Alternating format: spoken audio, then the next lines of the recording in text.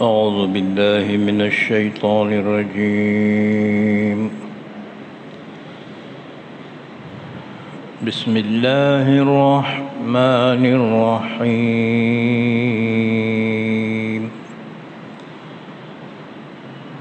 يا بني إسرائيل اذكروا نعمتي التي أنعمت عليكم وأوفوا بعهدي أوف بعهدكم وإياي فارهبون. وآمنوا بما أنزلت مصدقا لما معكم ولا تكونوا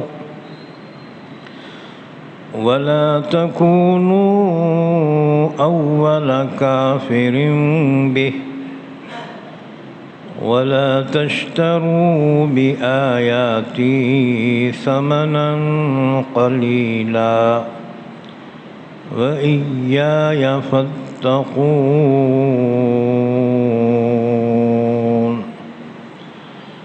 ولا تلبسوا الحق بالباطل وتكتموا الحق وأنتم تعلمون.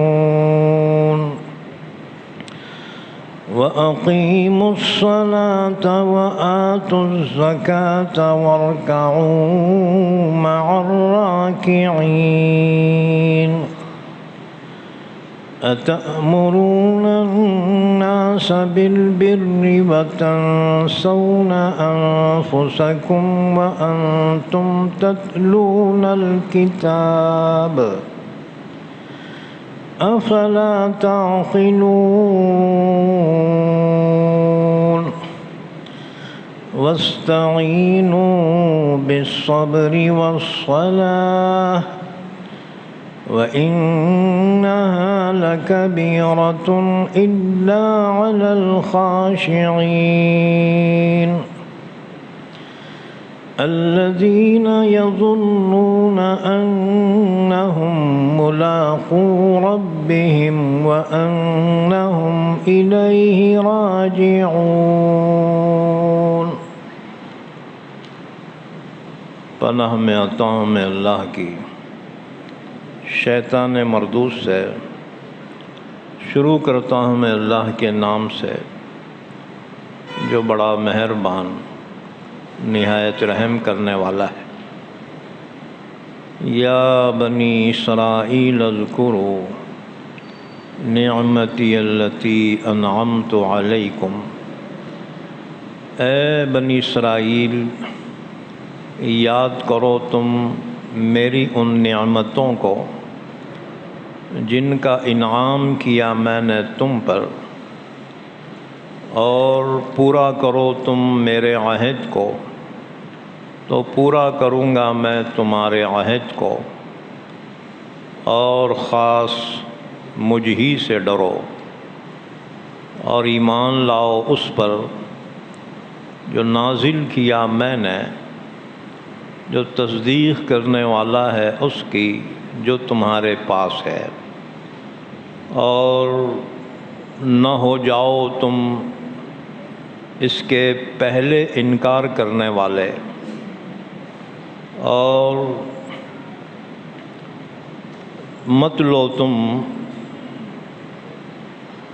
میری آیتوں کے بدلے حقیر قیمت، اور خاص مجھ ہی سے ڈرو، اور مت ملاؤ تم حق کو باطل کے ساتھ، اور مت چھپاؤ تم حق کو اور تم جانتے ہو.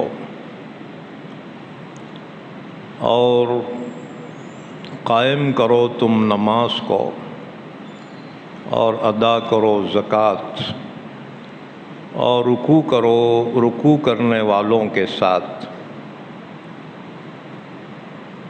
کیا تم حکم دیتے ہو لوگوں کو نیکی کا اور بھول جاتے ہو اپنے آپ کو، حالانکہ تم پڑھتے ہو کتاب؟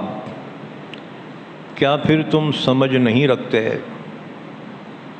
اور مدد طلب کرو تم صبر اور نماز کے ذریعے، اور بے شک نماز بڑی دشوار ہے مگر خشوع کرنے والوں پر، جو گمان کرتے ہیں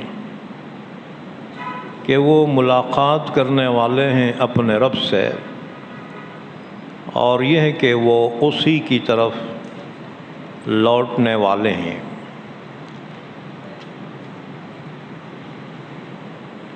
یہ سورہ بقرہ ہے،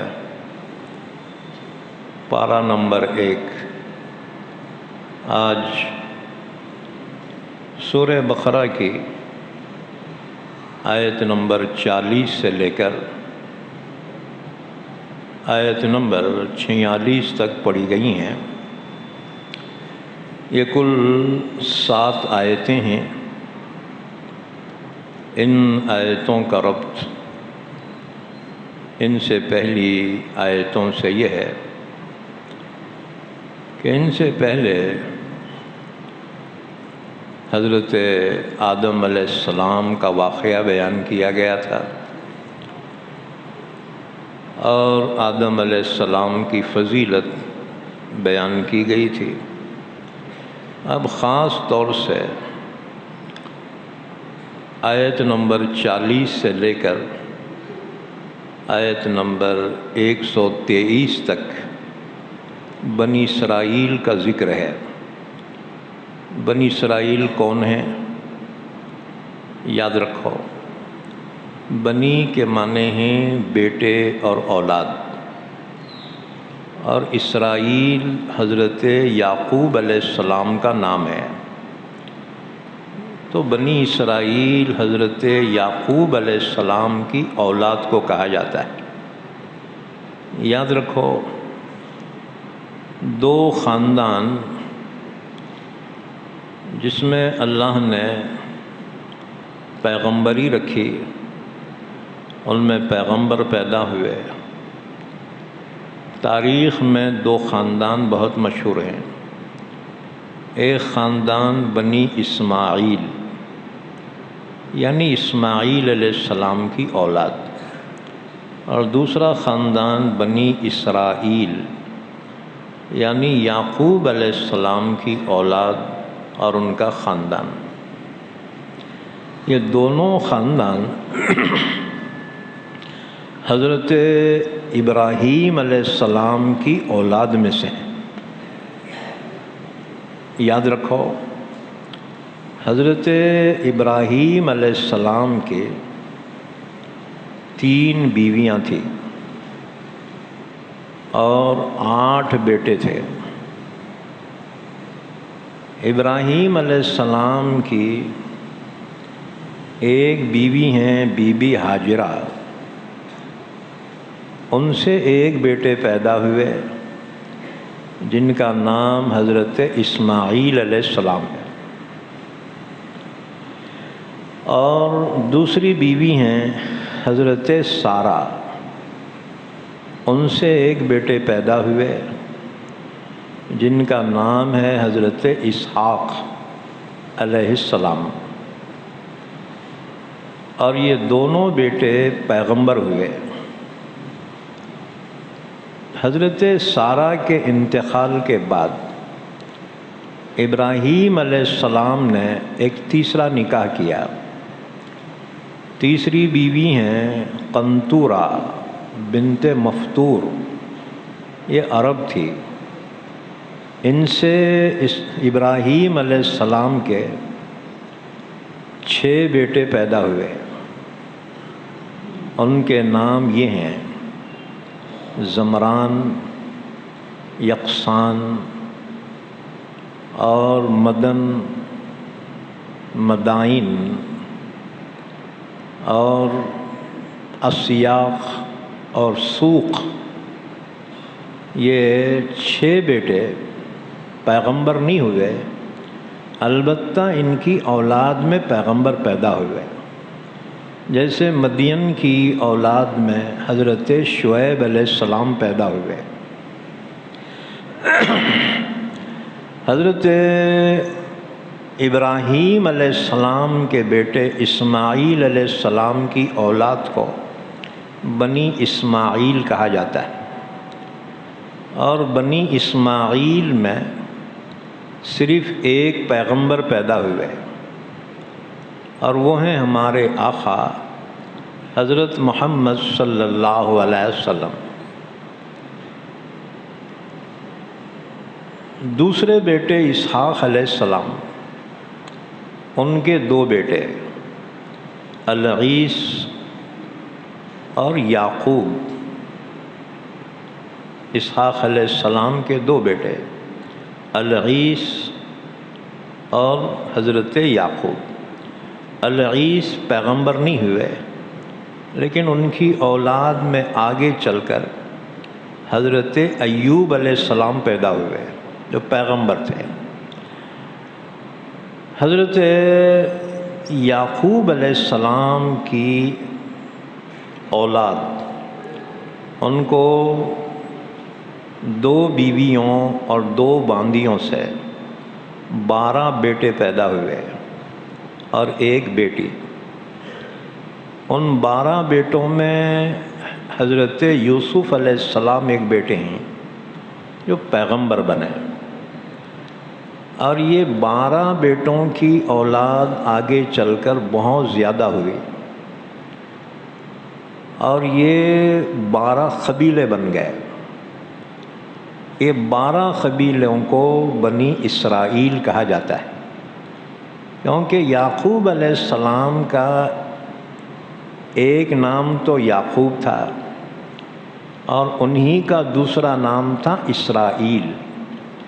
اسرائیل عبرانی زبان کا لفظ ہے۔ عبرانی زبان میں اسرا کے معنی آتے ہیں بندہ، اور ایل کے معنی آتے ہیں اللہ۔ عبرانی زبان میں اللہ کو ایل کہا جاتا ہے، جیسے جبرا ایل، میکا ایل، تو ایل کے معنی ہیں اللہ۔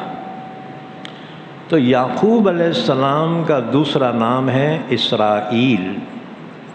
اسرائیل کے معنی ہیں عبداللہ، اللہ کا بندہ۔ چونکہ بڑے عبادت گزار تھے، اس لیے ان کا نام اسرائیل رکھا گیا تھا۔ قرآن کریم میں ان کے دونوں نام بھی آئے، جیسے ایک آیت میں ہے کل الطعام کان حلا لبنی اسرائیل الا ما حرم اسرائیل علی نفسہ۔ یہاں اسرائیل سے مراد یعقوب علیہ السلام۔ اچھا، دوسرا نام ان کا ہے یعقوب۔ یعقوب کے معنی ہیں پیچھے آنے والا۔ ان کو یعقوب کیوں کہا گیا؟ اس وجہ سے یہ اور ان کے بڑے بھائی دونوں ایک ساتھ پیدا ہوئے۔ پہلے العیس پیدا ہوئے، اس کی تھوڑی دیر کے بعد یعقوب پیدا ہوئے۔ چونکہ بڑے بھائی کے فوراً بعد پیدا ہوئے تھے نا، اس لیے ان کا نام رکھا گیا یعقوب۔ تو یعقوب کے معنی مراٹھی میں آتے ہیں پاٹھ لاگ کرنار، پاٹھ لاگ کرنے والا، پیچھے آنے والا۔ تو حضرت یعقوب علیہ السلام کے دو نام تھے۔ اس سلسلے میں ایک حدیث سن لو کہ ایک مرتبہ یہودیوں کی ایک جماعت رسول اللہ صلی اللہ علیہ وسلم کی خدمت میں حاضر ہوئی۔ حضور صلی اللہ علیہ وسلم نے ان سے دریافت فرمایا کہ تم نہیں جانتے کہ اسرائیل حضرت یعقوب علیہ السلام ہی کا نام تھا؟ تو یہودیوں نے کہا واللہ، یعنی اللہ کی قسم آپ نے بالکل سچ فرمایا کہ انہی کا نام اسرائیل بھی تھا، یعقوب بھی تھا۔ حضور نے فرمایا یا اللہ تو گواہ ہے، دیکھو ہر نبی کا نام ایک ایک تھا سوائے حضرت یعقوب علیہ السلام کے اور ہمارے آقا حضرت محمد صلی اللہ علیہ وسلم کے۔ یعقوب علیہ السلام کے دو نام، یعقوب اور اسرائیل، اور ہمارے نبی کے دو نام، محمد اور احمد۔ حضور نے فرمایا میں محمد بھی ہوں اور میں احمد بھی ہوں۔ دو نام کیسے رکھے گئے؟ جب حضور پیدا ہوئے تو دادا جان عبد المطلب نے آپ کا نام محمد رکھا اور آپ کی اماں بی بی آمنہ نے آپ کا نام احمد رکھا۔ حضور نے فرمایا میں محمد بھی ہوں اور میں احمد بھی ہوں۔ محمد کے معنی کیا ہے اور احمد کے معنی کیا ہے؟ محمد کہتے ہیں کہ جن کی تعریف کی جائے اور بار بار تعریف کی جائے، حمدن بعد حمد یحمد حمدن بعد حمد، جن کی بار بار تعریف کی جائے، یہ محمد کے معنی ہے۔ اور ظاہر بات ہے حضرت محمد صلی اللہ علیہ وسلم کی تعریف خود اللہ نے فرمائی، سارے نبیوں نے فرمائی، آسمان کے فرشتوں نے فرمائی، کائنات کے ہر مخلوق نے آپ کی تعریف فرمائی۔ دوسرا نام آپ کا احمد ہے۔ احمد کے معنی کیا ہیں؟ احمد کے معنی ہیں اللہ کی سب سے زیادہ تعریف کرنے والا۔ ظاہر بات ہے آپ سے بڑھ کر اللہ کی تعریف کرنے والا کون ہو سکتا تھا؟ تو حضور نے فرمایا میں محمد بھی ہوں اور میں احمد بھی ہوں۔ اس کے علاوہ بھی حضور کے اور صفاتی نام ہیں، 99 نام ہیں حضور صلی اللہ علیہ وسلم کے صفاتی نام۔ تو اللہ تعالیٰ نے فرمایا یا بنی اسرائیل اذکروا نعمتی التی انعمت علیکم۔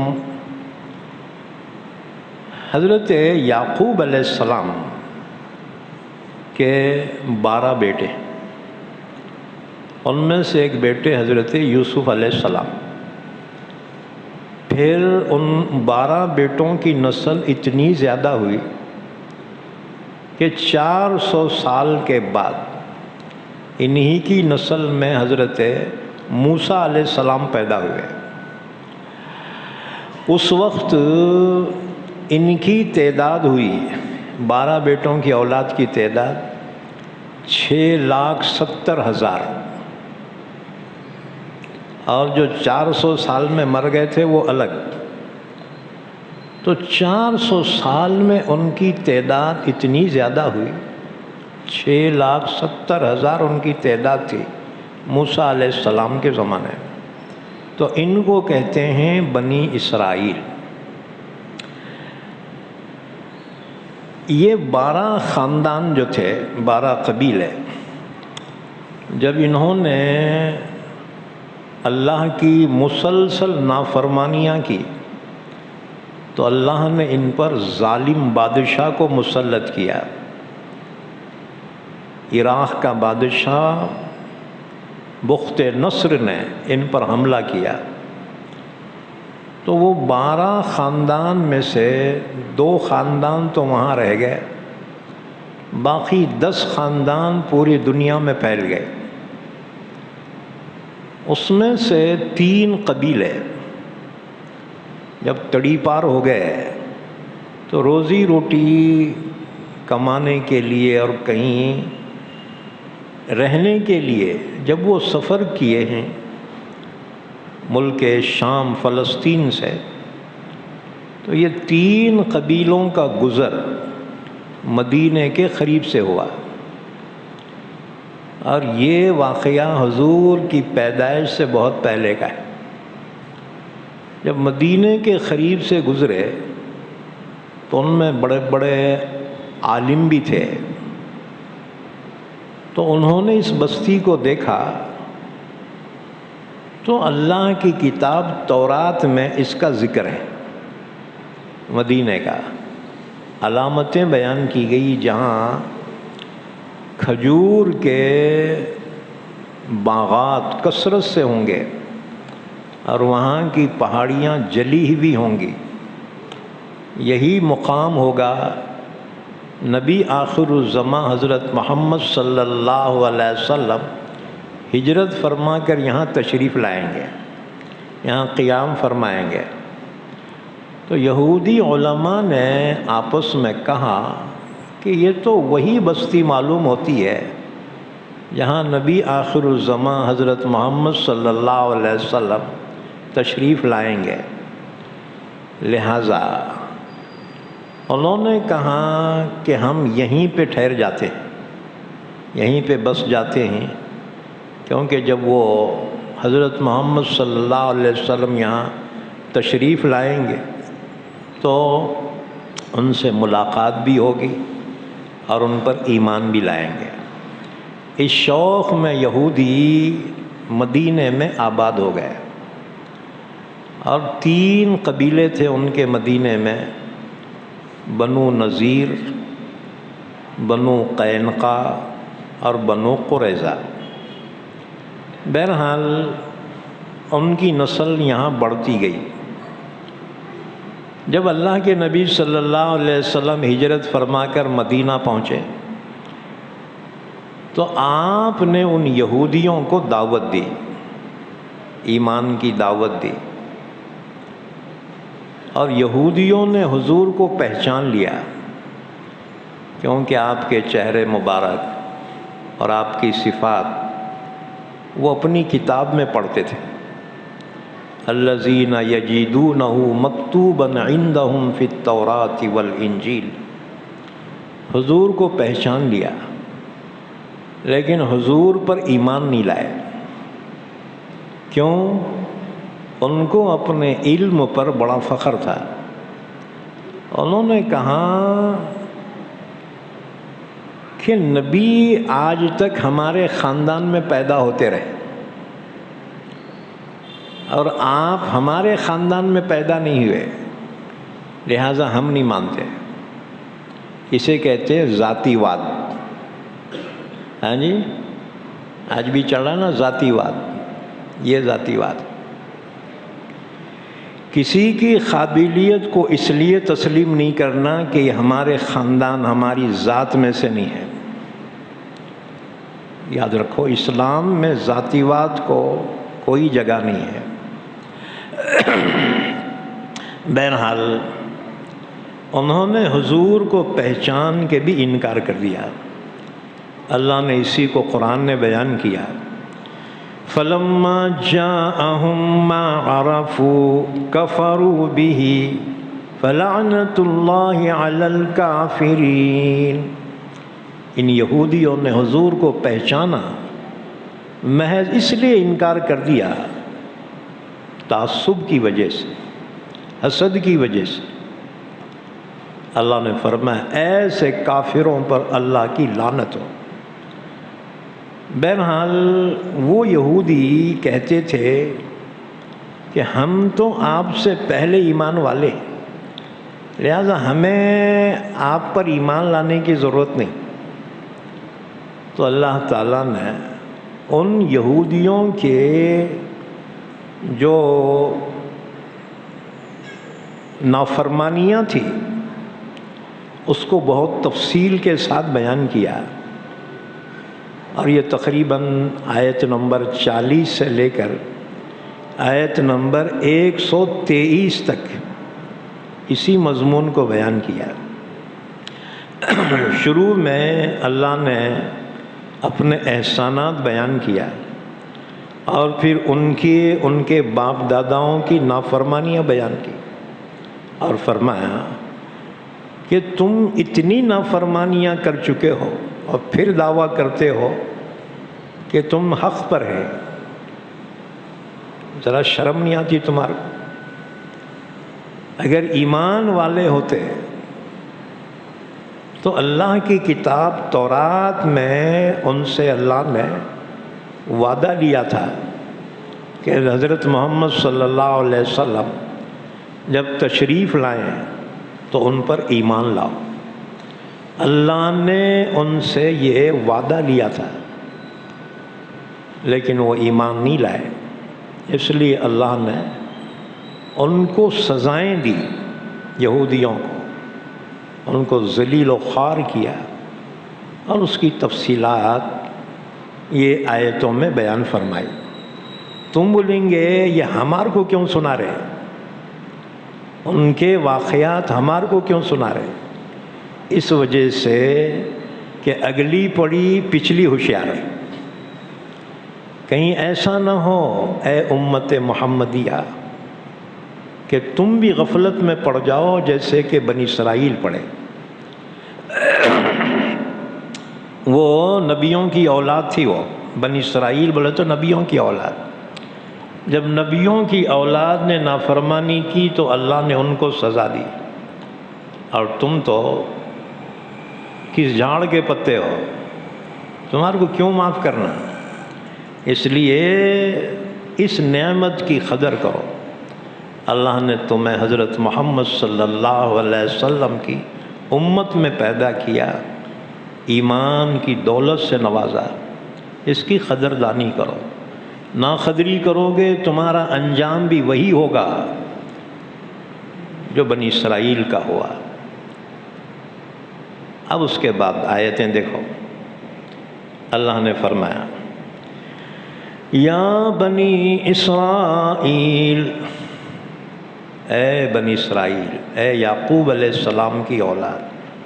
یاد رکھو بنی اسرائیل ان کا خاندانی نام ہے، اور مذہباً ان کو یہودی کہتے ہیں. دونوں میں فرق ہے.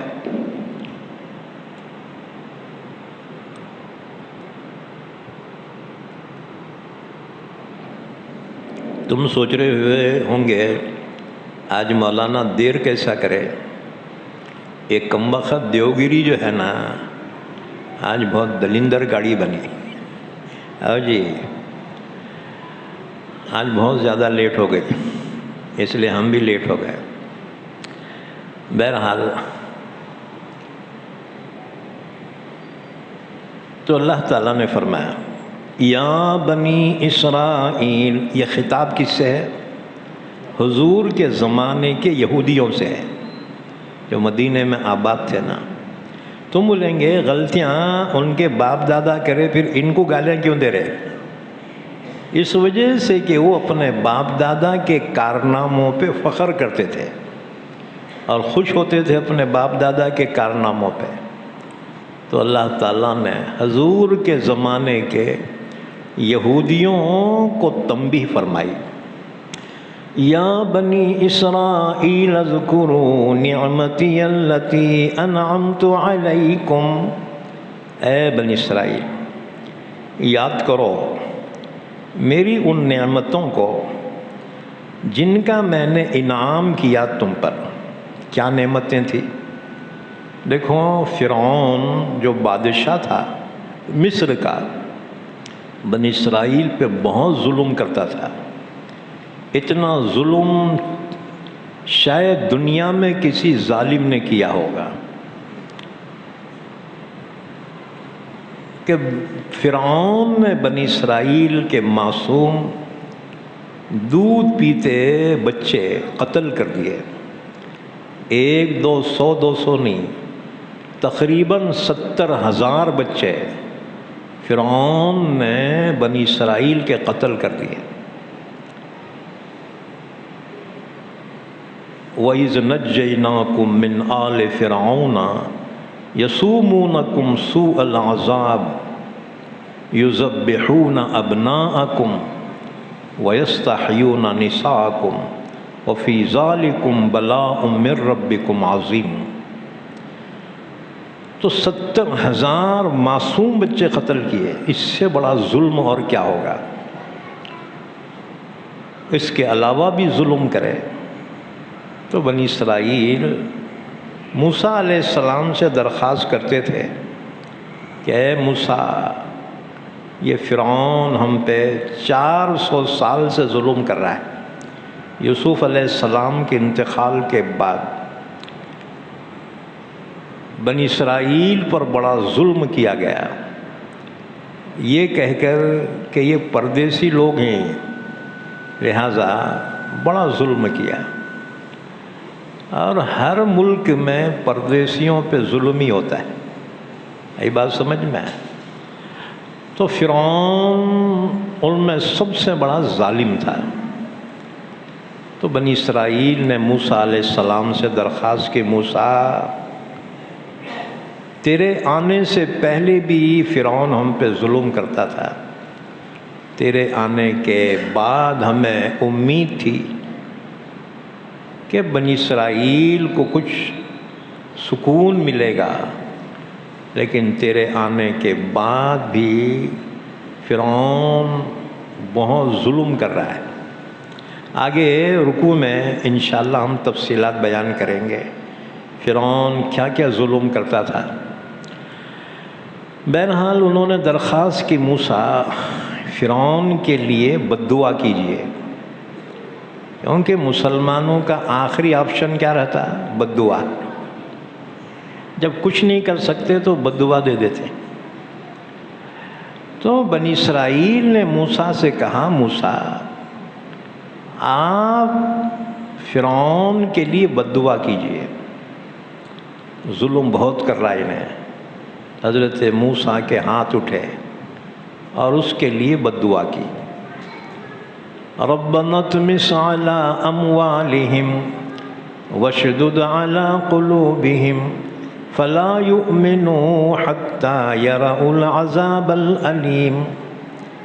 اللہ ان کے مالوں کو پہلے تباہ کر، کیونکہ کافر کے پاس جب مال آتا نا تو مستی آ جاتی، ظلم کرتا ہے۔ کافر جب غریب ہوتا ہے نا، امن والا رہتا ہے۔ تو حضرت موسیٰ نے اللہ سے یوں دعا کی، اللہ ان کے مالوں کو تباہ کر دے اور پھر ان پر عذاب نازل کر، اور جب تک عذاب نازل نہ ہو اب انہیں ایمان کی توفیق بھی مت دینا، کیونکہ بہت ظلم کیا انہیں، بہت جلا کھایا ہے، لہٰذا یا اللہ اب تباہ کر دے۔ اب پیغمبر نے بد دعا کی، لیکن فرعون ہلاک کب ہوا؟ 20 سال کے بعد، کیونکہ دعا قبول کب کرنا ہے کب نہیں کرنا اللہ بہتر جانتا ہے۔ اور ہم جو ہے دعا کرتے ہیں اور یہ سمجھتے ہیں منہ پہ ہاتھ پھیرنے سے پہلے قبول ہونا، واہ رے واہ۔ مانگنا کام ہے بندے کا، باقی کب قبول کرے اللہ بہتر جانتا ہے۔ تو 20 سال کے بعد اللہ تعالیٰ نے موسیٰ علیہ السلام کو حکم دیا، موسیٰ اپنی قوم کو لے کر یہاں سے فلسطین چلے جاؤ، جو تمہارا اصل وطن ہے، ملک شام، پرانا نام ملک شام۔ حضرت موسیٰ علیہ السلام 6,70,000 بنی اسرائیل کو لے کر نکلے۔ دوسرے دن فرعون کو پتہ چلا کہ موسیٰ اپنی قوم کو لے کر چلا گیا ہے، تو فرعون نے حکم دیا کہ صبح مرغا بانگ دینے سے پہلے پہلے میرے پاس 6 لاکھ فوج حاضر ہو جائے۔ اللہ کی شان، اس صبح کو مرغا بانگ ہی نہیں دیا، تو ایک دن اور مہلت مل گئی۔ موسیٰ علیہ السلام اپنی قوم بنی اسرائیل کو لے کر جب سمندر کے پاس پہنچے، بحر قلزوم، تو اب آگے کوئی راستہ نہیں ہے۔ ادھر فرعون 6 لاکھ فوج لے کر وہ پیچھا کیا۔ جب بنی اسرائیل نے دیکھا دھول اڑ رہی ہے، شور مچ رہا ہے، سمجھ گئے فرعون فوج لے کر آیا، ہماری اب خیریت نہیں۔ تو یہ دیکھ کر بنی اسرائیل کے لوگ رونے لگے۔ موسیٰ سے کہا موسیٰ تیری ہم سے کون سی دشمنی تھی، یہاں نکالا، آگے بڑھتے ہیں ڈوب کے مر جاتے ہیں، یہاں رکتے ہیں تو فرعون مار دیتا، آگے بھی موت پیچھے بھی موت۔ قال اصحاب موسیٰ انا لمدرکون، موسیٰ ہم تو پکڑے گئے، اب ہماری خیریت نہیں۔ موسیٰ علیہ السلام نے فرمایا قال کلا ان معی ربی سیہدین، موسیٰ نے کہا ہرگز نہیں، میرا رب میرے ساتھ ہے، میرا رب ضرور راستہ بتائے گا۔ چنانچہ اللہ نے حکم دیا موسیٰ کو فَاضْرِب بِعَصَاكَ الْبَحْرَ، موسیٰ اپنی لاٹھی مار سمندر پہ۔ اللہ کے حکم سے لاٹھی جو ماری ہے، اللہ کی قدرت سے اس میں 12 راستے بنے اور پانی جہاں وہاں رک گیا، اور یہ بنی اسرائیل وہ راستوں سے بھاگ کر پار نکل گئے۔ اب فرعون 6 لاکھ فوج کے ساتھ ان راستوں پہ آ گیا۔ جب سنٹر میں پہنچا ہے انہیں اس کی فوج اور بنی اسرائیل کا آخری آدمی پار لگ گیا، اللہ نے سمندر کو حکم دیا کہ پہلی حالت میں واپس آ جائے۔ تو سیکنڈ کے 1000ویں حصے میں پھر سے موجیں مارتا ہوا سمندر جوش میں آ گیا۔ اب یہ فوجی گچکیاں کھانے لگے، وہاں کون بچانے والا ہے جی؟ روڈ پہ گرے تو لوگ اٹھاتے، ارے ارے کیا ہوا اس کو، ہڈی ٹوٹی کیا گیا؟ سمندر میں گرا تو کون بچے گا جی؟ جب گچکیاں کھانے لگے غرق ہونے لگے، یہاں تک کہ 6 لاکھ فوج سمندر میں ڈوب کے مر گئی۔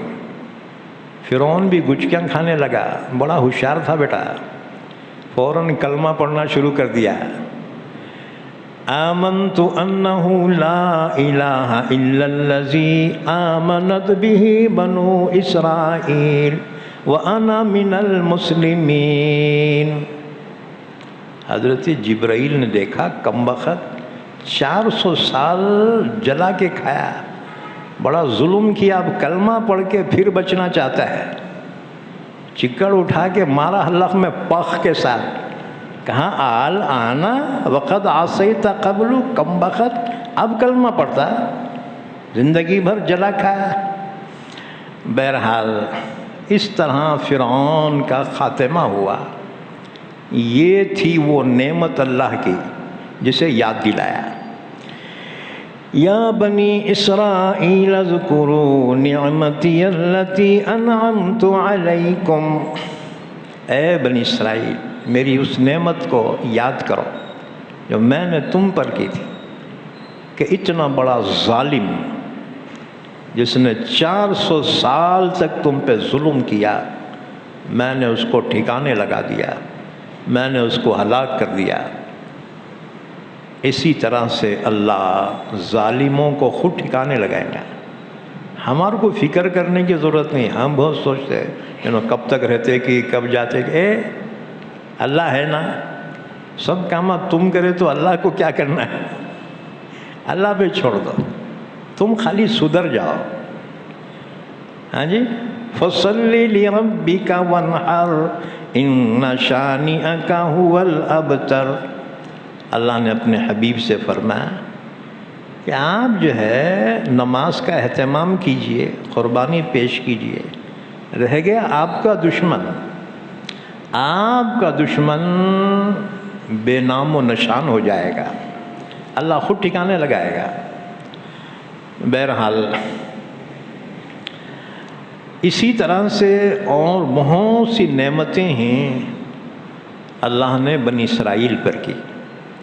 فرعون ہلاک ہونے کے بعد یہ آگے بڑھ گئے، یہاں تک کہ اللہ نے حکم دیا کہ تمہارے ملک شام پر قوم عمالقہ قبضہ کی ہوئی ہے، لہٰذا ان سے تم جنگ لڑو، ہم تمہیں کامیاب دیں گے، کامیاب کریں گے، اللہ نے وعدہ کیا۔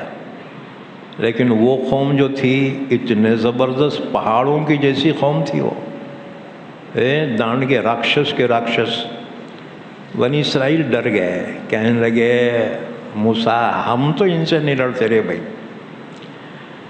انہوں نکلنا تو ہم اندر جاتے، انہوں جب تک ہے نا ہم نہیں جا سکتے۔ حضرت موسیٰ نے کہا بزدلی نکو بتاؤ، اللہ وعدہ کرا ہے نا، تم خالی آگے بڑھو، اللہ ان کے دلوں میں تمہارا روب ڈال دے گا۔ کہنے لگے موسیٰ ہم تو نہیں جاتے بھائی، فَاذْهَبْ أَنْتَ وَرَبُّكَ فَقَاتِلَا إِنَّا هَاهُنَا قَاعِدُونَ۔ موسیٰ ان سے لڑنا اتنا ضروری ہے نا، تو تیرا خدا دونوں جا کے لڑو، ہم یہاں بیٹھ کے تماشا دیکھتے۔ اللہ تعالیٰ نے فرمایا اچھا نافرمانی ٹھیک ہے، یہ جو ملک ہم نے ان کے نام لکھ دیا تھا اب 40 سال کے واسطے پینڈنگ میں ڈالا جاتا ہے۔ اللہ نے فرمایا انہا محرمۃ علیہم 40 سنہ یتیہون فی الارض۔ اللہ نے فرمایا اب 40 سال یہ کامیاب نہیں ہو سکتے۔ اب اسی 10 میل کے میدان میں اللہ کی جانب سے ان کو قید کر دیا گیا، نہ باہر نکل سکتے تھے نہ واپس جا سکتے تھے، وہیں پہ رہ گئے۔ اب 1-2 سال کی قید نہیں تھی، 40 سال تک اس کو وادی تیہ کہا جاتا ہے۔ اب توشے ختم ہو گئے، جو لائے تھے نا توشے، چٹنی، مرچی، اچار سب ختم ہو گئے۔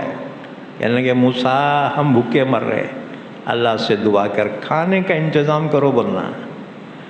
حضرت موسیٰ اس نافرمان قوم پہ بھی رحم کھائے، اللہ سے دعا کی اللہ انہوں بھوکے ہیں۔ اب 1-2 تھے کیا جی، 6,70,000 تھے، ناندیڑ سے زیادہ آبادی تھی ان کی۔ اب اتوں کون کھلانا، پھگٹ، ایک دن کا ہے کیا، 40 سال تک پھگٹ کھلانا۔ حضرت موسیٰ نے اللہ سے دعا کی تو اللہ تعالیٰ نے ان کے لیے من اور سلوہ نازل کیا۔ آگے تفصیلات آ رہی۔ من کیا تھا، سلوہ کیا تھا؟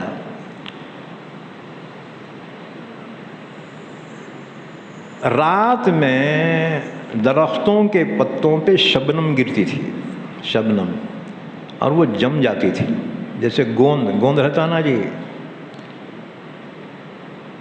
تو گوند کے جیسا شبنم جم جاتی تھی۔ صبح اس کو کھرچ کے لاتے تھے یہ، اور کھلبتے میں کوٹتے تھے، حلوہ بنتا تھا اس کا، یہ روزانہ ملتا تھا۔ اچھا، دوسرے سمندر سے ہوائیں چلتی تھی اور پرندے سمندری پورے جو ہیں ہوا ڈھکیل کے لاتی تھی ان کے خیموں کے قریب۔ یہ جھوپڑیاں ڈال کے پڑے تھے نا، یہ ان کے جھوپڑیوں کے پاس پورے پرندے جمع ہوتے تھے، وہ پرندوں کہتے ہیں سلوا، بٹیر، تیتر بٹیر بولتے نا جی، تم کھاتے ہوں گے، تو بٹیر، وہ بڑے چکنے ہوتے تھے، وہ اندر جو ہے اچھی چربی ہوتی تھی ان کی، تیل کی ضرورت نہیں تھی، ڈالڈے کی ضرورت نہیں تھی، گھی کی ضرورت نہیں تھی، بس انہی کو جو ہے بھون لیتے تھے، بہت لذیذ۔ وہ اتنے زیادہ تعداد میں ہوتے تھے، ایسے تھپیاں لگتے تھے پرندوں کے، 1.5 میل تک، 1.5 میل تک پرندے ہی پرندے۔ اچھا، وہ پرندے زیادہ اڑتے نہیں تھے تو آسانی سے پکڑ لیتے تھے۔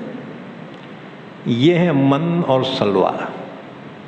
اچھا، ایک دن نہیں، روزانہ، کتنے سال، 40 سال تک اللہ نے پھگٹ بٹھا کے کھلایا۔ یہ بات سمجھ میں؟ ہاں، تو یہ نعمت یاد دلایا. یا بنی اسرائیل اذکروا نعمتی التی انعمت علیکم، اے بنی اسرائیل میری ان نعمتوں کو یاد کرو جن کا میں نے تم پر انعام کیا. اسی طرح سے پانی ختم ہو گیا، اور یہ جس میدان میں تھے نا وہاں پانی نام کو نہیں تھا. کہنے لگے موسیٰ پانی نہیں ہے، اللہ سے دعا کر. حضرت موسیٰ نے اللہ سے دعا کی. وَإِذِ اسْتَسْقَىٰ مُوسَىٰ لِقَوْمِهِ فَقُلْنَا اضْرِب بِّعَصَاكَ الْحَجَرَ فَانْفَجَرَتْ مِنْهُ اثْنَتَا عَشْرَةَ عَيْنًا. اللہ نے فرمایا موسیٰ اپنی لاٹھی مار پتھر پہ. ایک چوکونی پتھر تھا فرشی کے جیسا، اس کے ہر جانب 3 سوراخاں تھے، 3 چوک 12. اللہ کے حکم سے موسیٰ نے جو لاٹھی ماری ہے وہ سوراخوں میں سے بورنگ جاری ہو گئی. کتنے؟ 12 بورنگ. کیوں؟ 12 قبیلے تھے نا، لڑ لینا نہیں آپس میں، ہر بھائی کو الگ الگ نل. بھاوجاں لڑتے چ نہیں، ایک نل رہا رے بھایا تو نہیں لڑتے، بھاوجاں لڑتے. ہاں جی، تو اللہ تعالیٰ نے یہ ٹینشن بھی ختم کر دیا. فَانْفَجَرَتْ مِنْهُ اثْنَتَا عَشْرَةَ عَيْنًا قَدْ عَلِمَ كُلُّ أُنَاسٍ مَّشْرَبَهُمْ. ہر قبیلے نے ایک ایک منتخب کر لیا. اچھا وہ پتھر ایک ہی جگہ پہ رکھے تو پانی نہیں، پتھر اٹھا کے لے آتے تھے، جہاں پانی کی ضرورت ہے پتھر رکھتے تھے اور موسیٰ لاٹھی مارتے تھے، 12 چشمے جاری ہوتے. اچھا بٹن بند کرنے کا رہا بورنگ کا، تو پھر کیسا ہے؟ چالو تو ہو گیا، بند کیسا کرنا؟ تو موسیٰ ایک لاٹھی مارتے تھے، لاٹھی مارتے ہی بند ہو جاتا تھا. کیسا بٹن تھا دیکھو بورنگ کا. اللہ نے یہ احسان کیا، اس کو یاد دلایا. یا بنی اسرائیل اذکروا نعمتی التی انعمت علیکم، میری نعمتوں کو یاد کرو، میرے انعام کو یاد کرو. اچھا اسی طرح سے وہاں پر دھوپ ہو گئی گرما کے زمانے میں. اب ان کے جھوپڑیاں میں سے وہ دھوپ کیا رکتی کیا؟ کہنے لگے موسیٰ بہت گرمی ہو رہی، اللہ سے دعا کر، انتظام کرو بولنا. حضرت موسیٰ نے دعا کی، ایک پتلے سفید بادل ان پر چھا گئے، اس میں سے ٹھنڈی ہوائیں آتی تھی. یہ اے سی نکلا نا، یہ اے سی جو ہے اس کی تھیوری وہی ہے. بنی اسرائیل پر سب سے پہلے اے سی کے بادل چھا گئے. ایک رہتے کالے بادل، کالے بادل میں ہیٹ بہت رہتی، گرمی. ہاں جی، سفید پتلے بادل چھا گئے. وَظَلَّلْنَا عَلَيْكُمُ الْغَمَامَ، غمام بادل. اللہ نے فرمایا بنی اسرائیل میری نعمتوں کو یاد کرو. اور جتنے ایریے میں تھے اتنے ایریے پہ بادل چھا جاتے تھے اور دھوپ محسوس نہیں ہوتی تھی ان کو. اچھا رات میں لائٹ کا انتظام. ہاں جی، اب چراغاں کب تک جلانا، اس میں تیل کب تک رہتا ہے.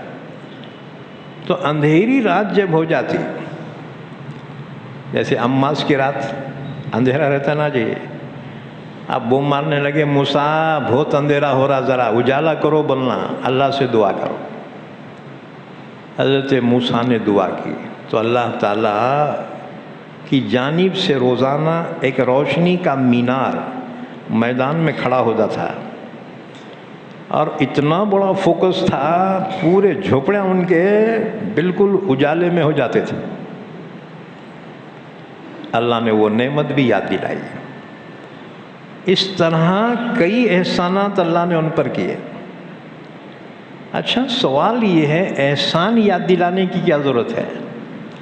کیونکہ انسان کی فطرت ہے، یہ سائیکولوجیکل ہے کسی کو چائے پلائے نا انہیں 2-3 مرتبہ تو سلام کرتا چاہیے.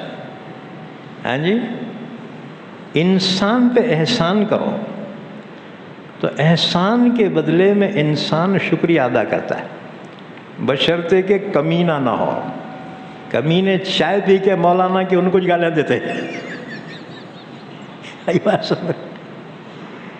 شریف انسان احسان کا بدلہ احسان سے دیتا ہے. یہ بات سمجھ میں؟ ہاں. تو اللہ تعالیٰ نے بنی اسرائیل پہ بڑے احسانات کیے، وہ احسانات یاد دلا کر اپنی اطاعت کی دعوت دی کہ جس اللہ نے اتنے احسانات کیے ہیں کیا اس اللہ کا شکر ادا نہیں کرتے؟ اس اللہ کی عبادت نہیں کرو گے؟ اس اللہ کے حکم پہ عمل نہیں کرو گے؟ اس کے بعد پھر فرمایا وَأَوْفُوا بِعَهْدِي أُوفِ بِعَهْدِكُمْ. او بنی اسرائیل، تم میرے عہد کو پورا کرو. عہد کہتے ہیں ایگریمنٹ. تم میرے عہد کو پورا کرو تو میں تمہارے عہد کو پورا کروں گا. کیا عہد ہے وہ؟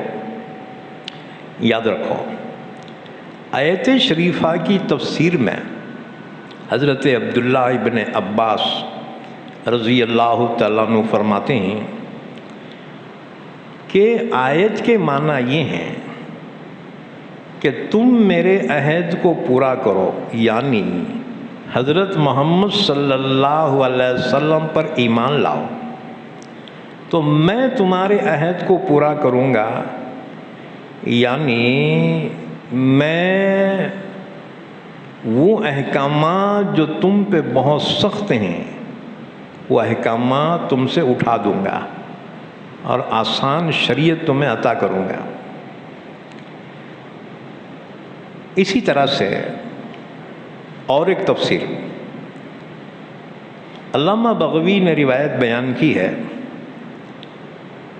کہ اللہ تعالیٰ نے موسیٰ علیہ السلام کے ذریعے سے بنی اسرائیل سے عہد کیا تھا کہ میں اسماعیل علیہ السلام کی اولاد میں ایک نبی امی کو بھیجوں گا.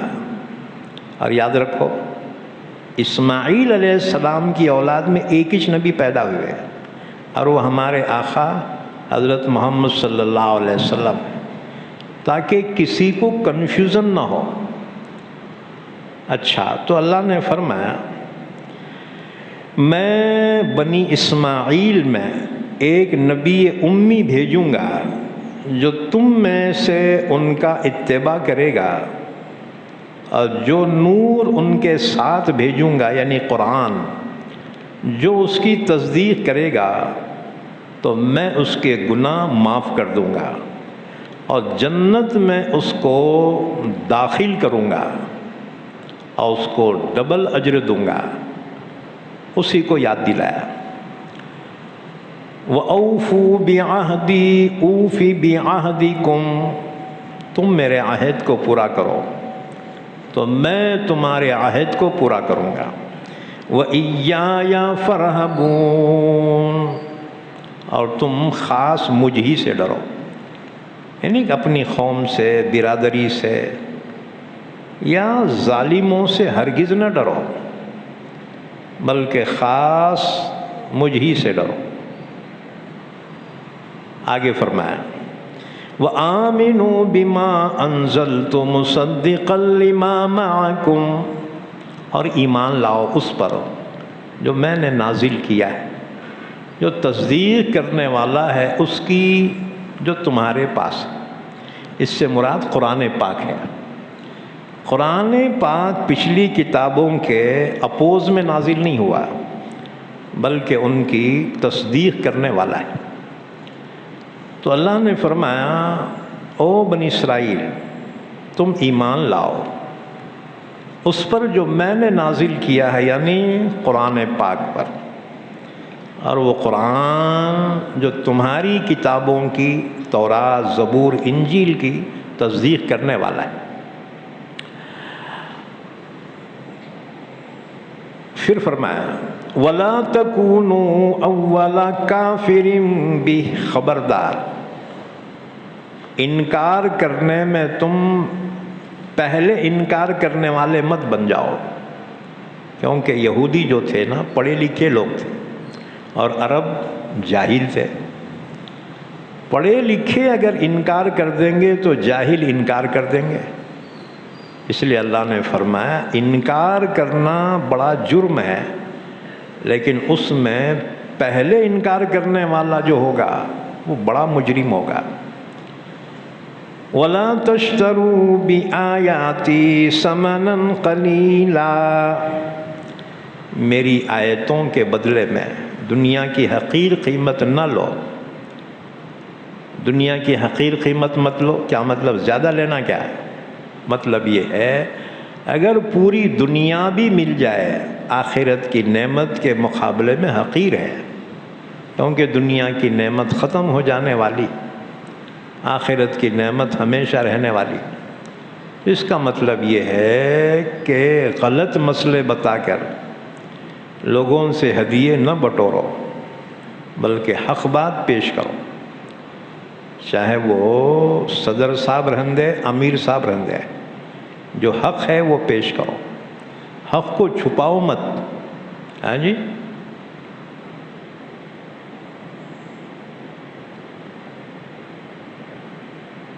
وَلَا تَشْتَرُوا بِآيَاتِي ثَمَنًا قَلِيلًا، میری آیتوں کے بدلے میں دنیا کی حقیر قیمت مت لو، جو حق ہے وہ پیش کرو۔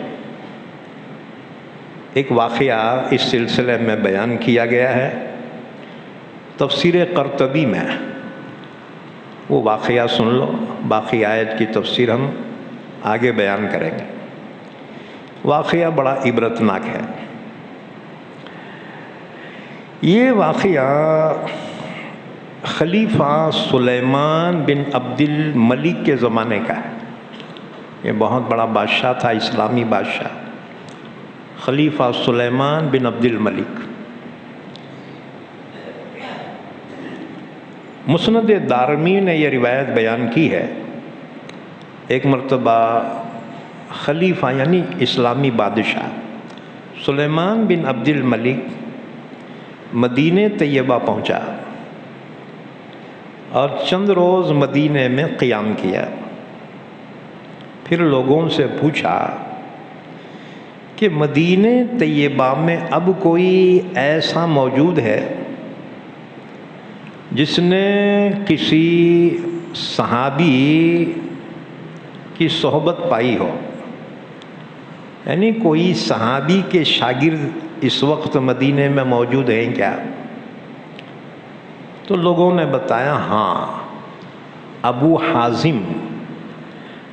حازم ایک ایسے شخص ہیں جنہوں نے صحابہ سے علم حاصل کیا ہے۔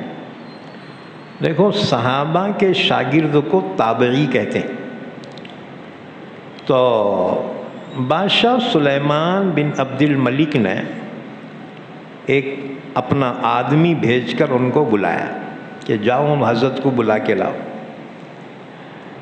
چنانچہ ابو حازم رحمت اللہ علیہ تشریف لائے تو بادشاہ نے کہا، اے ابو حازم، یہ کیا بے مروتی اور بے وفائی ہے کہ ہم مدینہ آئے اور ہم سے ملنے کے لیے نہیں آئے آپ؟ ابو حازم نے کہا کہ آپ نے مجھ میں بے مروتی بے وفائی کیا دیکھی؟ بادشاہ نے کہا کہ میرے پاس ملنے کے لیے مدینے کے سارے لوگ آئے لیکن آپ نہیں آئے، آپ کو بلانا پڑا۔ ابو حازم نے کہا، امیر المومنین، میں آپ کو اللہ کی پناہ میں دیتا ہوں اس سے آپ کوئی ایسی بات کہیں جو واقعے کے خلاف ہے۔ آج سے پہلے نہ آپ مجھ سے واقف تھے اور نہ میں نے کبھی آپ کو دیکھا، ایسے حالات میں خود ملاقات کے لیے کیسے آ سکتا تھا؟ سوال ہی نہیں پیدا ہوتا، تو پھر بے وفائی کیسی؟ تو بادشاہ نے کہا اچھا وہاں پہ اور عالم بھی بیٹھے تھے، مشہور عالم ابن شہاب زہری، اور حاضرین کو بادشاہ نے دیکھا تو امام زہری نے فرمایا کہ امیر المومنین یہ سچ فرما رہے ہیں، کبھی آپ کو انہوں نے دیکھا نہیں، کبھی ملاقات نہیں ہوئی۔ اس کے بعد بادشاہ نے ذرا بات بدل کے کچھ سوالات شروع کیے ابو حازم سے۔ بادشاہ نے کہا ابو حازم یہ کیا بات ہے کہ ہم موت سے گھبراتے ہیں؟ موت سے ہم کیوں گھبراتے ہیں؟ آپ نے فرمایا وجہ یہ ہے آپ نے اپنی آخرت کو ویران کر دیا ہے اور اپنی دنیا کو آباد کیا ہے، اس لیے آبادی سے ویرانے میں جانا پسند نہیں ہے، اس لیے انسان موت سے گھبراتا ہے۔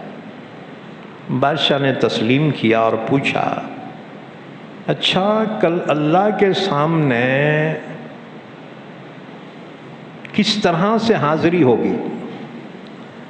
ابو حازم نے کہا کہ نیک عمل کرنے والا تو اللہ کے سامنے اس طرح حاضر ہوگا جیسے کوئی مسافر سفر سے واپس اپنے گھر والوں کے پاس آ جائے، اور برے عمل کرنے والا اس طرح سے حاضر ہوگا جیسے کوئی بھاگا ہوا غلام آقا کے پاس پکڑ کر لایا جائے۔ یہ سن کر بادشاہ رو پڑا، کہنے لگا کاش ہمیں معلوم ہوتا اللہ نے ہمارے لیے کیا صورت تجویز کی ہے، یعنی ہمارا کیا حال ہوگا اللہ کے سامنے۔ تو ابو حازم نے فرمایا اپنے اعمال کو اللہ کی کتاب پر پیش کرو تو پتہ چل جائے گا۔ بادشاہ نے دریافت کیا قرآن میں کس آیت سے پتہ چلے گا؟ ابو حازم نے فرمایا اس آیت سے ان الابرار لفی نعیم وان الفجار لفی جحیم، بے شک نیک عمل کرنے والے جنت کی نعمتوں میں ہوں گے اور گنہگار دوزخ میں ہوں گے۔ بادشاہ سلیمان بن عبد الملک نے کہا اللہ کی رحمت تو بہت بڑی ہے، وہ بدکاروں کو بھی معاف کر دے گا۔ تو ابو حازم نے فرمایا نہ، اللہ فرماتا ہے ان رحمت اللہ قریب من المحسنین، اللہ کی رحمت تو نیک لوگوں کے قریب ہے۔ بادشاہ نے پوچھا اے ابو حازم بتاؤ اللہ کے بندوں میں سب سے زیادہ عزت والا کون ہے؟ ابو حازم نے فرمایا وہ لوگ جو مروت اور عقل سلیم رکھنے والے، یعنی دوسروں سے اچھا معاملہ کرنے والے اور عقل سلیم رکھنے والے۔ بعضوں کی عقل جو ہے نا بسا اوقات کام نہیں کرتی، گناہوں میں مبتلا ہو جاتے۔ اچھا بادشاہ نے پوچھا یہ بتاؤ کون سا عمل سب سے افضل ہے؟ حضرت ابو حازم نے فرمایا فرائض اور واجبات کو ادا کرنا اور اس کے بعد حرام چیزوں سے بچنا، یہ سب سے افضل ہے۔ پھر بادشاہ نے دریافت کیا اچھا بتاؤ کون سی دعا سب سے زیادہ قبول ہوتی؟ آپ نے فرمایا کہ جس شخص پر احسان کیا جائے اس کی دعا زیادہ قبول ہوتی ہے۔ کیا مطلب؟ ہم کہتے مولانا ہمارے واسطے دعا کرو، یہ دعا کرانا ہے، اور ایک یہ ہے کہ کوئی ضرورت مند ہے اس کی ضرورت پوری کرو، انہیں دل سے دعا دیتا ہے۔ ہاں جی، بھوکا آدمی ہے، اس سے بولے دعا کر، اتنی تاثیر نہیں ہوتی۔ اس کو کھانا کھلاؤ، اس کے دل سے دعا نکلتی۔ پیاسے کو پانی پلاؤ، دل سے دعا نکلتی۔ کوئی پریشان ہے، اس کی پریشانی دور کرو، اس کو بولنے کی ضرورت نہیں، دعا کرو، بلکہ اس کے دل سے دعا نکلتی۔ ایسا کام کرو کہ سامنے والے کے دل سے دعا نکلے۔ ہاں جی، اور ہم ایسے کام کرتے ہیں سامنے والے کے دل سے بد دعا نکلنا۔ اب لاری لے کے گئے اور راستے میں روک کے بڑے پتھرے لگائے ٹائر کو، لاری درست ہونے کے بعد پتھرا ویسی اور لاری لے کے چلے گئے۔ اب دوسرا آیا تو انہیں وہ پتھرے دیکھ کے اس کو دعا دیتا کہ بد دعا دیتا؟ او جی، عورتیں کیا کرتے ہیں، جھاڑو مار کے سب سے پہلے صبح وہ پڑوسن کے گھر کے سامنے پھینک دیتے ہیں۔ اب انہیں دعا دیں گے کیا بد دعا دیں گے؟ ہاں جی، نالی کا پانی اپنے روڈ پہ چھوڑ دیتے ہیں۔ اب گزرنے والا انہیں دعا دیں گا کہ بد دعا دیں گا؟ یاد رکھو، ایسا کام کرو کہ لوگ دل سے دعائیں دیں۔ یہ دعا سب سے زیادہ قبول ہونے والی ہے۔ نیک بندوں کو کھانا کھلاؤ، ان کے دل سے دعا نکلیں گے۔ ہاں جی، کوئی مانگنے کے لیے آیا گھر پہ، ہاں جی، اس کو توے پہ کی اتار کے گرم روٹی کھلاؤ، انہیں کتنی دعا دیں گا؟ فل دعا دیتا ہے۔ ہاں جی، اور رات کا اترا ہوا سالن دی، وہ فقیر کیا دعا دیتا ہے؟ تو ایسا کام کرو کہ سامنے والا دل سے دعا دے۔ سمجھ میں آیا؟ تو دعا کراؤ بولنے کی ضرورت نہیں ہے، بلکہ دل سے دعا نکلے سامنے والے سے، ایسا کام کرو۔ پھر بادشاہ نے پوچھا ابو حازم، سب سے افضل صدقہ کون سا ہے؟ حضرت ابو حازم نے فرمایا، مصیبت زدہ سائل کے لیے باوجود اپنے غریبی کے جو کچھ ہو سکے اس طرح سے خرچ کرنا کہ اس سے پہلے نہ احسان جتائے نہ اس کے بعد احسان جتائے، نہ ٹال مٹول کرے۔ وَأَمَّا السَّائِلَ فَلَا تَنْهَرْ، اللہ نے فرمایا مانگنے والے کو جھڑکو مت۔ اب بعض مانگنے والے ہٹے کٹے رہتے ہیں، پھر بھی مانگ رہا ہونا ہے، ہم اس کو دینے کے بجائے نصیحت کرتے ہیں، ابے اتنا ڈانٹ گیا ہے نا، محنت کر کے کھانا تھا بیٹا، بھوک بھیک کیوں مانگ رہا ہے؟ اس کا عمل اس کے ساتھ، اس کو اللہ پوچھیں گا، تمہارے کو حکم ہے مانگنے والے کو دے دو۔ ہاں جی، تم کو ثواب مل جائے گا۔ وَأَمَّا السَّائِلَ فَلَا تَنْهَرْ، اب مسجدوں میں کبھی سفیر آ جاتے بیچارے، ہاں جی، کوئی ضرورت مند آ جاتا، اور خاص طور سے اسٹیشن کے مسجدوں میں تو ہٹوں سے فقیر آتے ہیں، ان کو کیا ریل میں پیسے لگتے کیا؟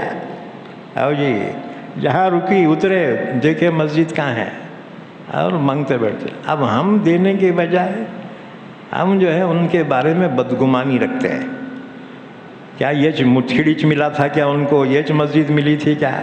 ہاں جی، نہیں، دینا ہے دو، نہ دینا ہے کہو بھئی معاف کر دے۔ ہاں جی، قول معروف خیر من صدقۃ یتبعها اذی، تکلیف دے کر خیرات کرنے سے بہتر یہ ہے اس سے کہہ دے بھئی معاف کر دے۔ ہاں جی، اپنے اخلاق کا مظاہرہ کرو، برتن میں جو ہوں گا وہی باہر نکلتا ہے۔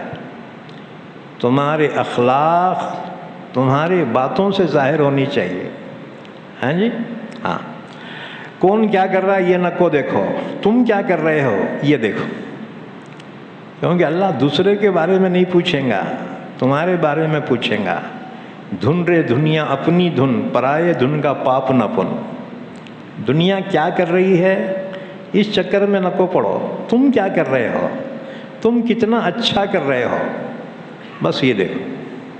جو چیز اچھی سمجھو اس کو برابر کرو، ٹال مٹول نہ کو کرو. حضرت عیسیٰ علیہ السلام فرماتے ہیں اگر بھیک مانگنے والا گھوڑے پر بیٹھ کر آئے اور گھوڑے کی لگام چاندی کی ہے اور انہیں بھیک مانگ رہا، اللہ کے واسطے دو. عیسیٰ علیہ السلام نے فرمایا اس سائل کا بھی حق ہے، اس کو بھی دے دو. ہاں جی. یہ مت دیکھو انہیں کیسا ہے، کنڈیشن کیا ہے. ہمارے زمانے میں مولیاں کار میں بیٹھ کے آتے چندہ کرنے کو، کار میں ارے تو چندہ کر رہے کار میں بیٹھ کے آ رہے، انہیں کار میں بیٹھ کے ہوائی جہاز میں. اس سے اللہ پوچھیں گا تم کو حکم یہ ہے وَأَمَّا السَّائِلَ فَلَا تَنْهَرْ. منگرانا سمجھ میں آ دے دو. ای بات سمجھ میں؟ ہاں. اگو باتاں کر کے اپنا ثواب غارت نہ کو کرو.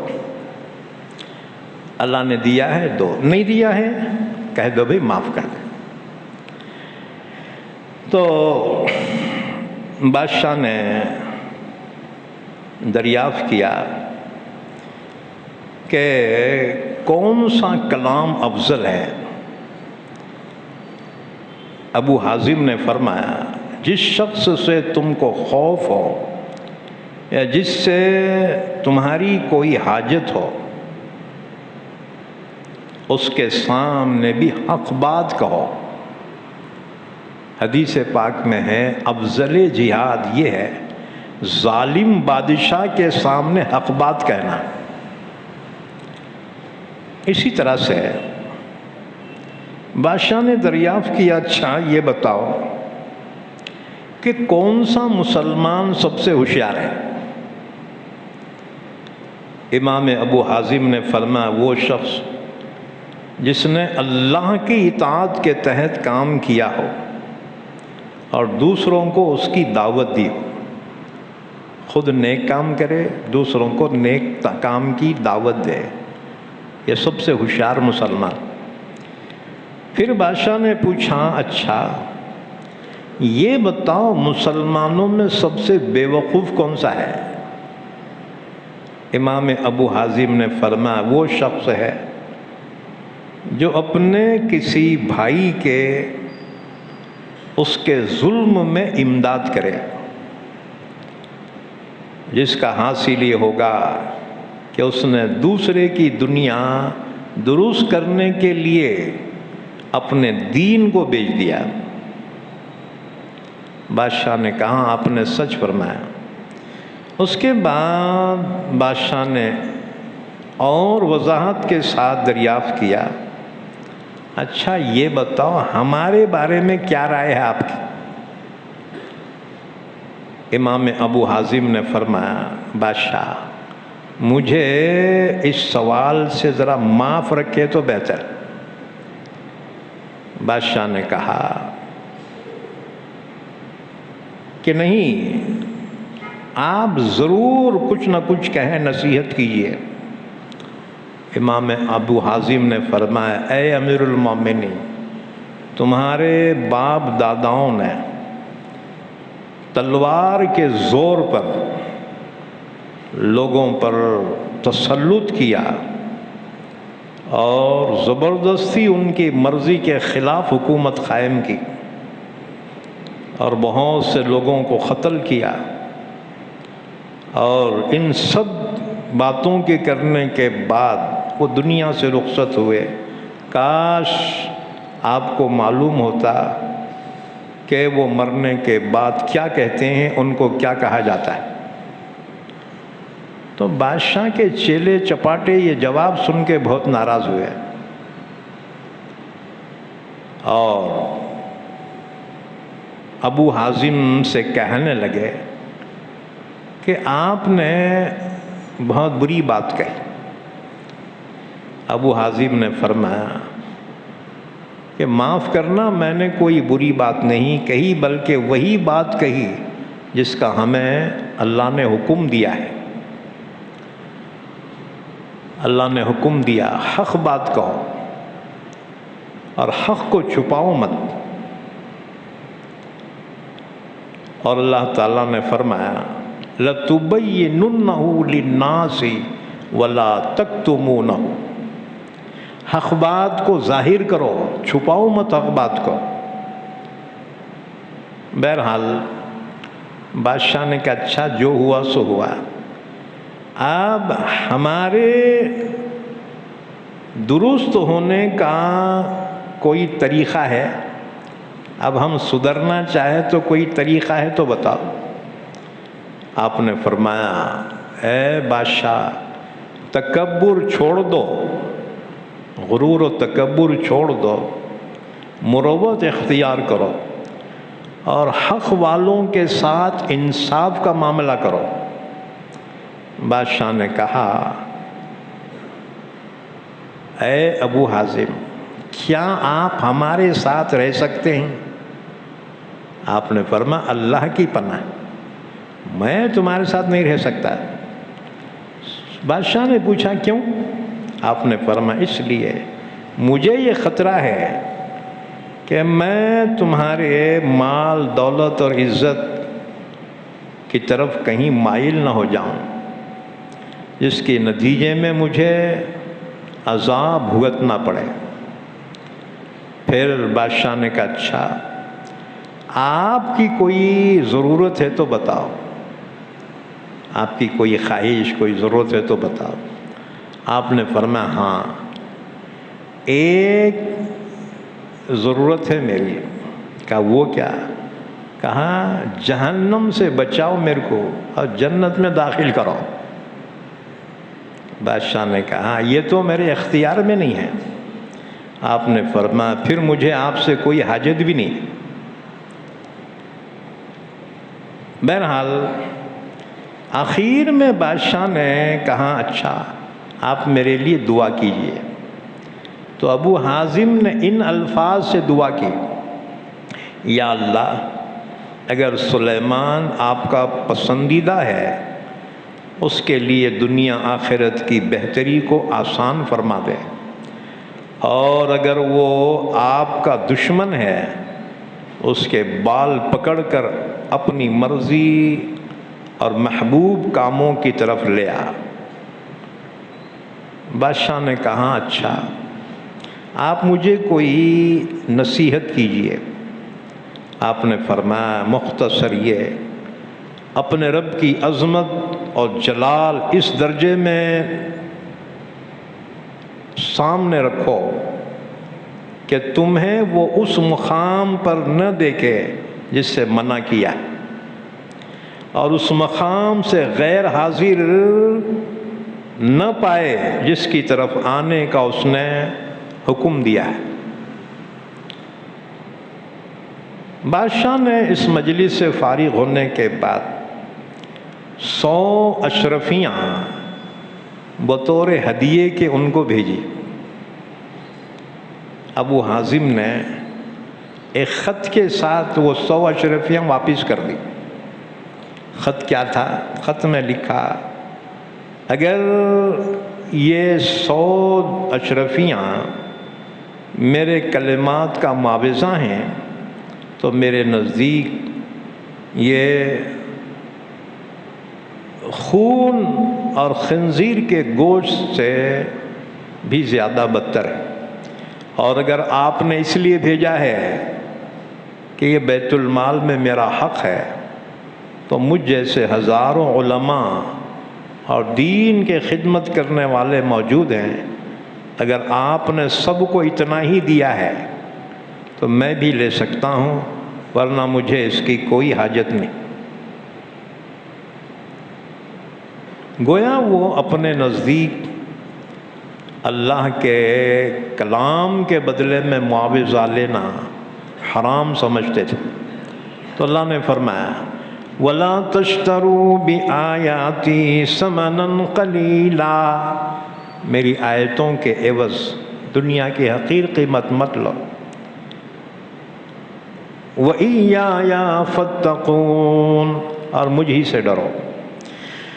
وَلَا تَلْبِسُوا الْحَقَّ بِالْبَاطِلِ، حق اور باطل کو مکس نہ کرو، حق کو پیش کرو اور باطل سے بچو۔ وَتَكْتُمُوا الْحَقَّ، اور حق بات کو مت چھپاؤ۔ وَأَنْتُمْ تَعْلَمُونَ، اور تم جانتے۔ اس کے بعد سنو کچھ احادیث۔ ابو داؤد کی حدیث ہے، رسول اللہ صلی اللہ علیہ وسلم نے فرمایا جو شخص اس علم کو جس سے خدا کی رضامندی حاصل ہوتی ہے اس لیے سیکھے کہ اس سے دنیا کمائے، وہ قیامت کے دن جنت کی خوشبو بھی نہیں پائے گا۔ تو اس کا مطلب یہ ہوا کہ علم سکھا کر معاوضہ لینا جائز نہیں ہے، لیکن یاد رکھو دوسری احادیث میں اس کی اجازت ہے، اور وہ دلیل یہ ہے۔ بخاری شریف کی حدیث ہے، ابو سعید خدری رضی اللہ تعالیٰ عنہ فرماتے ہیں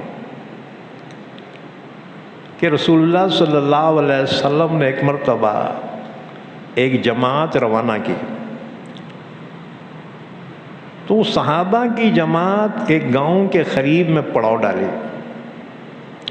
گاؤں سے ایک باندی آئی، اس نے کہا اس گاؤں کے سردار کو سانپ نے ڈس لیا ہے، تم میں سے کوئی ہے منتر پڑھنے والا؟ تو ایک صحابی کھڑے ہو گئے، اس کے ساتھ گئے۔ وہ سردار کو سانپ نے کاٹ لیا تھا، آپ نے جا کر اس پر کچھ پڑھ کے دم کیا، وہ اچھا ہی ہو گیا، اچھا ہو کے اٹھ کے بیٹھا، بہت خوش ہوا، اور اس نے کچھ بکریاں ہدیے میں دی کہ یہ لے جاؤ خوشی میں۔ اب یہ بکریاں لے کے آئے، حضور کی خدمت میں جماعت جب واپس پہنچی یہ واقعہ سنایا۔ حضور نے فرمایا کون تھا وہ پڑھ کے پھونکنے والا؟ اس کو بلاؤ۔ بلائے، حضور نے فرمایا کہ تم نے کیا پڑھ کے پھونکا اس پہ اچھا ہو گیا؟ ہم نے کہا حضور سورہ فاتحہ پڑھ کے پھونکا تھا۔ حضور نے فرمایا تجھے کیسے معلوم سورہ فاتحہ میں شفا ہے؟ پھر انہوں نے کہا حضور انہیں اچھا ہوا تو ہمارے کو بکریاں دیا ہے، حضور ہم وہ بکریاں لے لینا کیا؟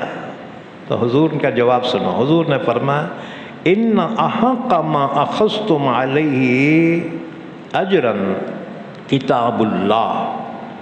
حضور نے فرمایا جن چیزوں پر تم اجرت لو ان میں سب سے زیادہ حقدار چیز کتاب اللہ ہے، یعنی قرآن کسی کو پڑھایا اور سامنے والے نے ہدیہ دیا، حضور نے فرمایا یہ بہترین رزق ہے، اللہ قرآن کے ذریعے سے عطا فرمایا۔ ایک اور حدیث ہے کہ ایک مرتبہ ایک خاتون حضور کی خدمت میں آئی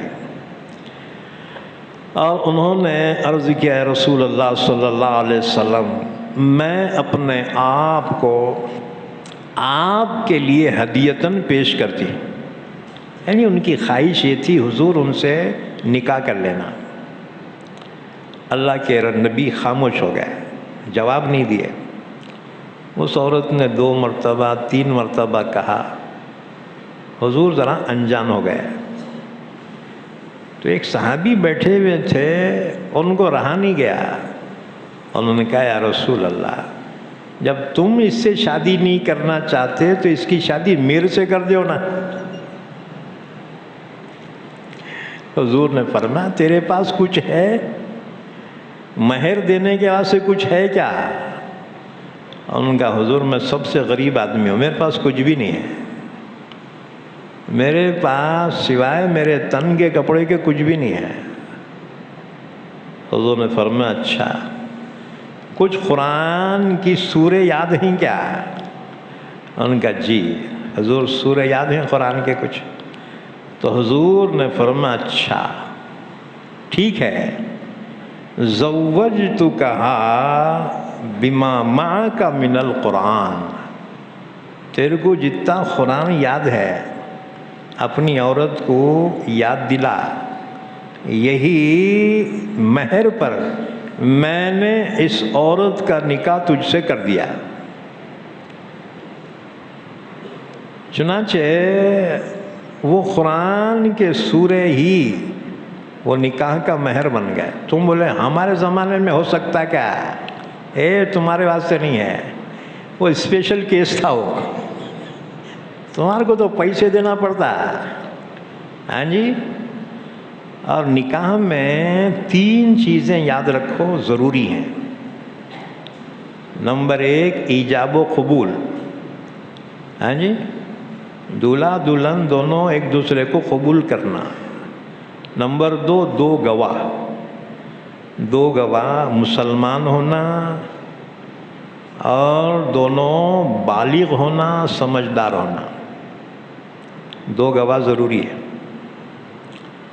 اور تیسری چیز نکاح میں مہر ضروری۔ تم بولیں گے پھر قاضی کہاں گئے؟ میاں بیوی راضی تو کیا کرے قاضی؟ قاضی خالی لکھائی پڑھائی کے واسطے ہے، پروسیجر، ہاں جی، حقوق کے واسطے ہے، ڈاکومنٹس کے واسطے قاضی ہے۔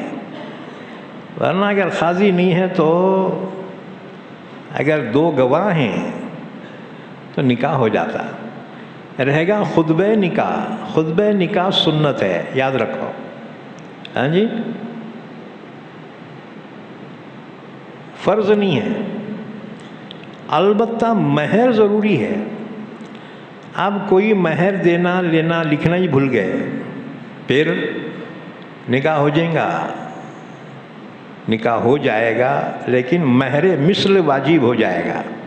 مہر مثل بولے تو اس عورت کے خاندان کے لڑکیوں کا جو عام مہر ہوتا ہے اتنا مہر دینا ہی دینا ہے۔ مہر کے بغیر نکاح ہوتا ہی نہیں، یاد رکھو۔ اگر تذکرہ کرے تو ٹھیک ہے اتنا دینا، نہیں کرے تو بھی مہر مثل دینا ہی پڑے گا۔ اچھا،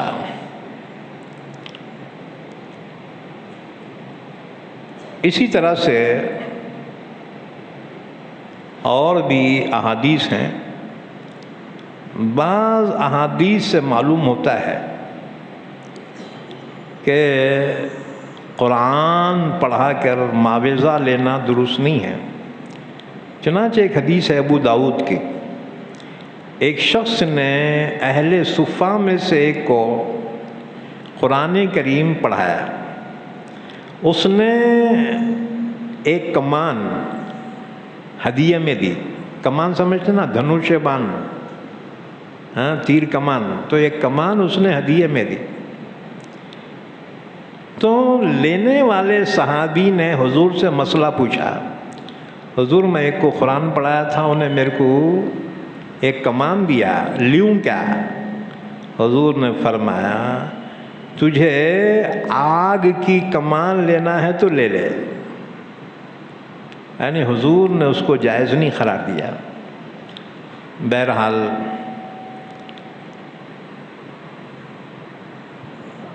ہم ایسے زمانے میں ہیں کہ اگر علم والے پورے فلاٹنگ کے دھندے میں لگ گئے نا، تمہارے کو نمازاں کون پڑھیں گا؟ ہو جی، امامت کون کریں گا؟ تمہارے بچوں کو پڑھیں گا کون؟ چونکہ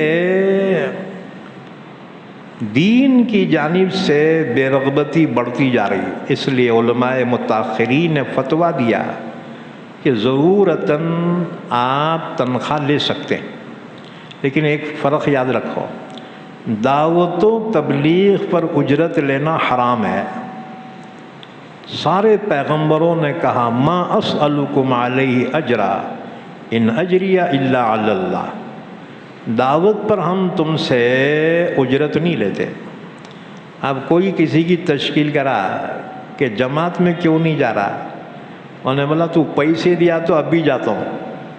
یہ پیسے لے کے جماعت میں جانا دوسروں سے درست نہیں ہے، اپنی جان اپنا مال، آئی بات سمجھ میں؟ ہاں، تو دعوت و تبلیغ پر اجرت لینا حرام ہے، لیکن قرآن کی تعلیم یا امامت یا موذنی پہ تنخواہ لینا یہ بطور مجبوری کے ضرورتاً درست ہے، کیونکہ اگر عالموں کو، موذنوں کو، اماموں کو تنخواہ نہیں دیں گے تو پھر تمہاری دینی ضرورت کون پورا کرے گا؟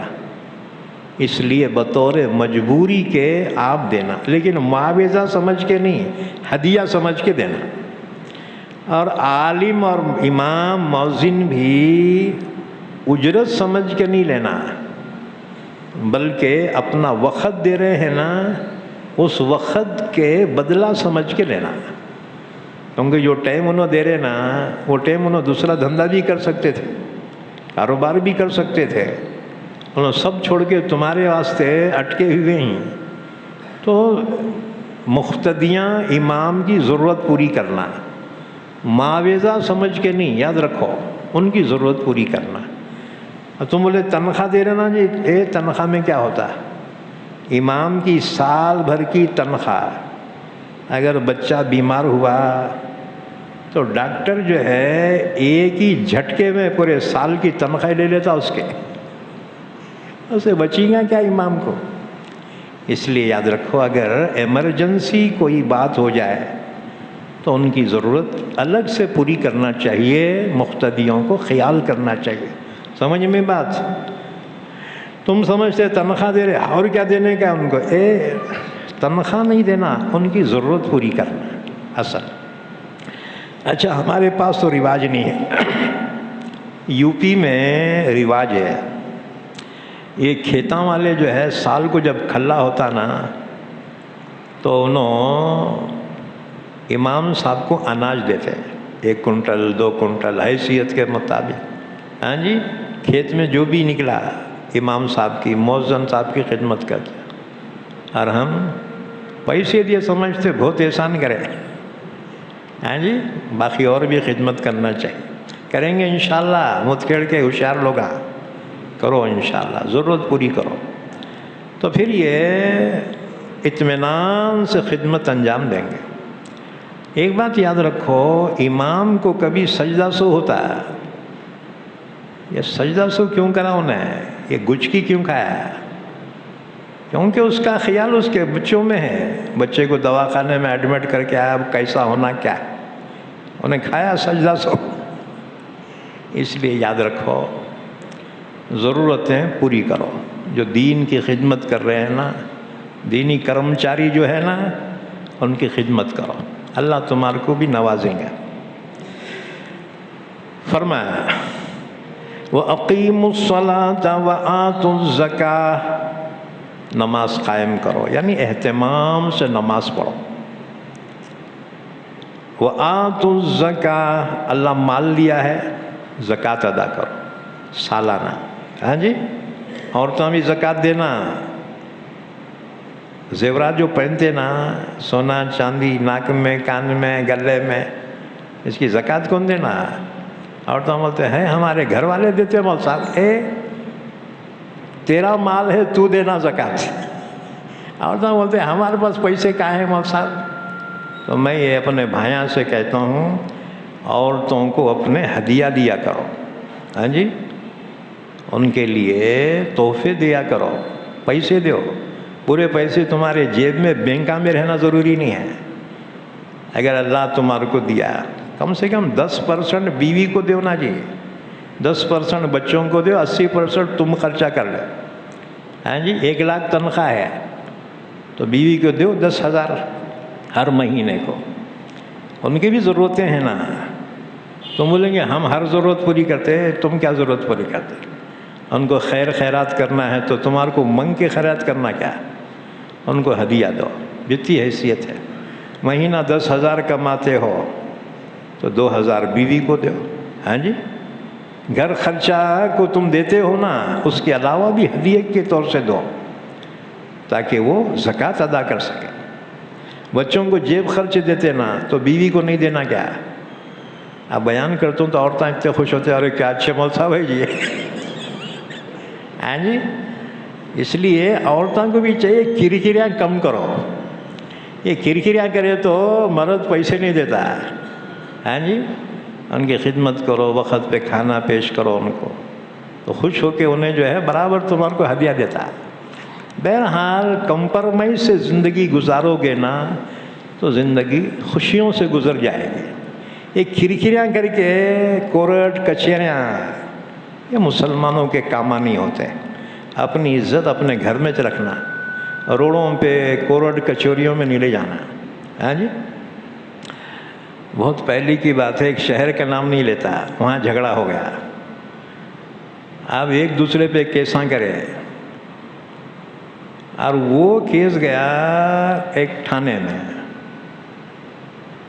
تو وہ تھانے انچارج دیکھا کہ دونوں طرف بھی داڑیاں والے، جھبے والے، بڑے بڑے مول صاحب. انہیں ایک بات بولا، بہت شرم کی بات. اس نے کہا کہ لوگ تمہارے پاس فیصلے لے کے جاتے ہیں، تم لوگ ہمارے پاس آنا کیا؟ ہاں جی، کاٹے تو خون نہیں نکلتا.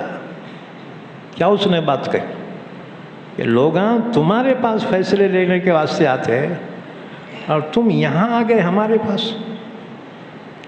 یعنی آپس میں ایسی جو ہے چیزیں نہ کرو کہ دنیا ہمارے پہ ہنسی، ہماری ہنسی اڑائے.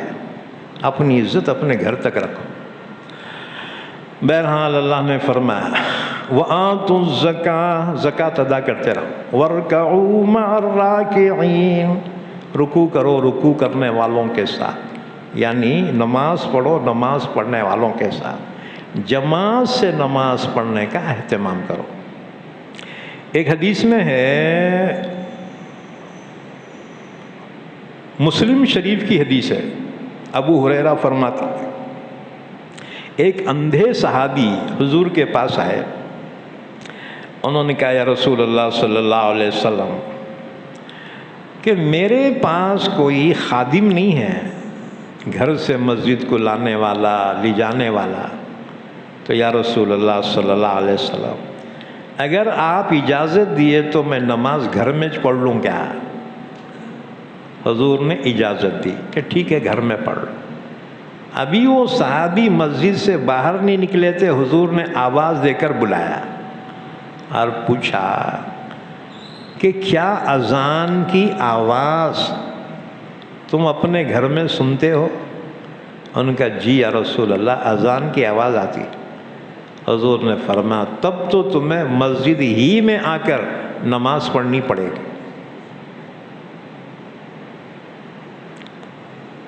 تو جماعت سے نماز کا اہتمام کرنا. ہاں سفر میں مجبوری میں اگر چھوٹ جائے تو اللہ معاف کرنے والا ہے، ورنہ اہتمام سے نماز ادا کرنا. بس جی ہم نے آگے آیتیں پڑھ لی تھی، وقت مکمل ہو گیا. انشاءاللہ باقی اگلی آیتوں کی تفسیر اگلی مجلس میں ہوگی انشاءاللہ تعالی.